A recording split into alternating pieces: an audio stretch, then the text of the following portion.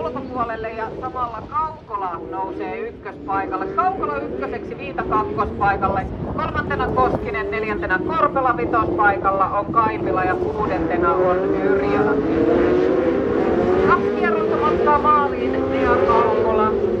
Kertaalleen on onnistunut naisten luokassa SM-pronssimitalin nappaamaan ja nyt lähtee hakemaan nousua A-finaaliin ja sitä myöten mitali mielessä ilman muuta. Janika Viita kakkospaikalla ei ole antanut Kaukolalle, mutta siitä pitää lähteä tekemään ohituspaikkaa. Koskinen Jonna kolmantena, Essi Korpela neljäntenä, Korpela hakee ohituspaikkaa Koskisesta, Korpela neljäntenä, viidentenä on Hanna Yrjölä ja kutospaikalla on Kaipilan Suvi.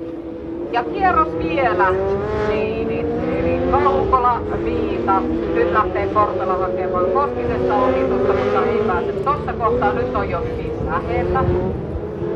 Tää varikkokaare on ollut aika monelle semmonen hyvä ohituspaikka. Ja nyt ajautuu Koskinen leveäksi. Meneekö Korpela ohi? Kyllä menee. Näin eikä tarkoita kenellekään mitään pahaa kaikista. Viikonloppuna, että internetin ohitukset ovat useimmiten tapahtuneet.